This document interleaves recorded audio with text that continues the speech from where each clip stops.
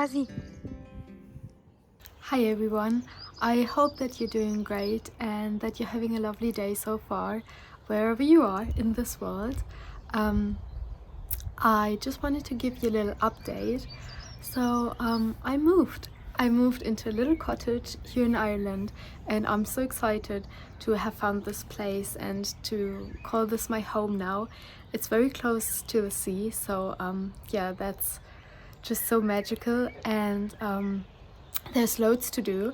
And I'm currently sitting on this little porch in front of it, and I want to fill every corner with beautiful flowers and create like a little cottage garden, even though I don't have any flower beds.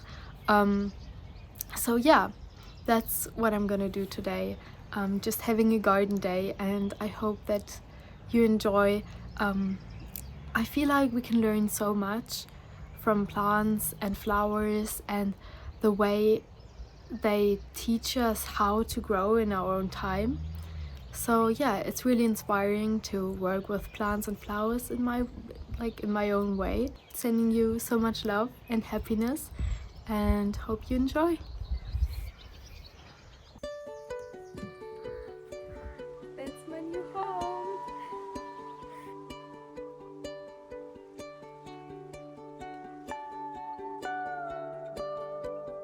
Oh, nature, my friend, my home. I can learn so much from you. You show us all these wisdoms mirrored in the living beings. The plants, the trees, the sky, the ocean, or the lion. If we start to observe, a never-ending book of potent messages can be written. I believe this is the way to grow true in sagacity and become as wise as we believe an owl would be. Today, I look at the flowers and their life in comparison to ours. They speak in constant metaphors, which hides their mysteries in a poetic way. Similar to a composer of a song, a writer of a poem, or an artist of a painting, they all try to embed their meanings in their creations in a way that it's not too obvious. Though a sharp eye, some patience, and a fruitful imagination inhibits you to hear the words connecting so that they all make sense. And once you start seeing the similarities of nature and our happenings in life, you understand that nature is our greatest teacher.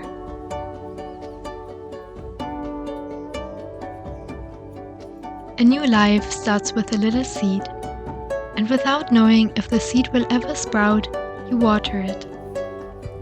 In the first weeks, you simply don't know if your care will result in something. The beauty of the flower's blossom lies in the unknown.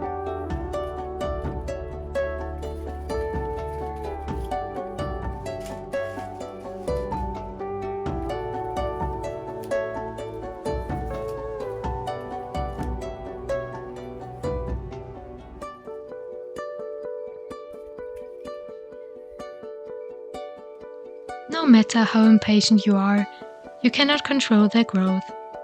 They grow in their own time and are not one to be rushed. You can only take care of them by providing everything they need to thrive. And yet again, a balanced approach seems to work the best. Since too much water only drowns them, too much sunlight dries them out, and too little soil makes them unstable. Also, not every plant grows in every environment. Their basic needs simply differ. Even their need of a supportive friend by their side shows their sensitive nature. Some plants just do not get along, so you better not plant them together.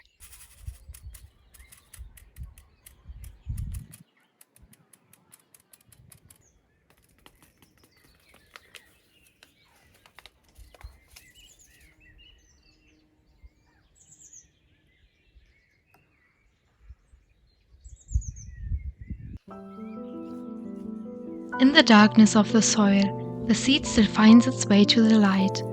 With the spirit of life rushing through, the roots begin to shoot, creating a center of stability that will determine the strength and health of the flower. When they finally break through the top layer of the soil, they are greeted by the sun and my smiling face. New sprouts are fragile at first, so they might need some assistance and a safe space. And where you won't necessarily be able to see the growth progressing every day, you'll notice a difference in a week or a month. When the first leaves and flowers start to reveal themselves, you'll see how far you've come. Growth is a movement so subtle, barely noticeable at first, but you won't recognize the once so little sprout again after a year or so.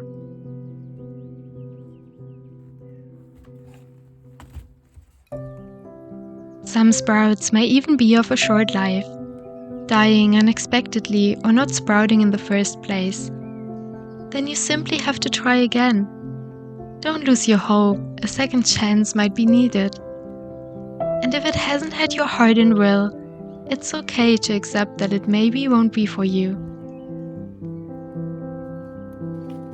After a period of great growth, the flower finally blooms. They are not afraid to take up space, nor to show off their bold colors. Flowers unapologetically show who they are. In a field full of flowers, they don't seem to compare, but to shine their beauty together. Each flower in their own unique way. Some in darker, some in lighter colors, with big or small petals, spiky or round leaves, in the shade or in the sun, loud or quiet. They wear their features with confidence and know the value of their gifts.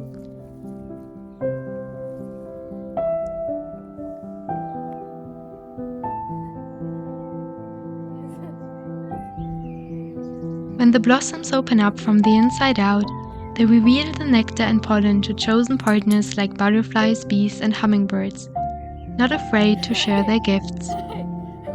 So flowers are heroes in their own way, and they show us how to take on hurdles. When it's time to let go of the wilting petals, they're quick to say goodbye, not afraid to create space for new ones. When the rain hits the earth, it's a flower's time to rest, because a flower doesn't force itself to bloom. It knows creating beauty takes time. So when the circumstances are not one to shine, especially in the season of winter, there is no pressure. Once it blooms again, it will be the star of the show. And when the wind blows strong, the flowers start to dance, so they won't break off. They simply adapt to whatever life presents them with.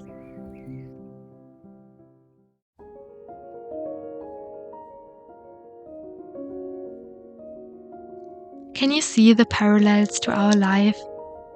Who could have thought we are so similar to a flower growing in the garden? Their teachings hold so much value for our life. They encourage us to embrace our unique beauty, to be patient with our own growth, not to hurry what we cannot control, to strengthen our center, to celebrate our indifferences, to support one another, and to try again if we fail.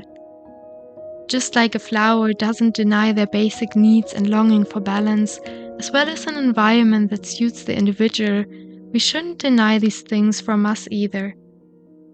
Let's take up space, let go if we need to, wear our colors with confidence and be courageous when starting something new. We can all be like a flower, and no matter if you're in the darkness or the light, know you can always find your way to the light, just like the seed once did.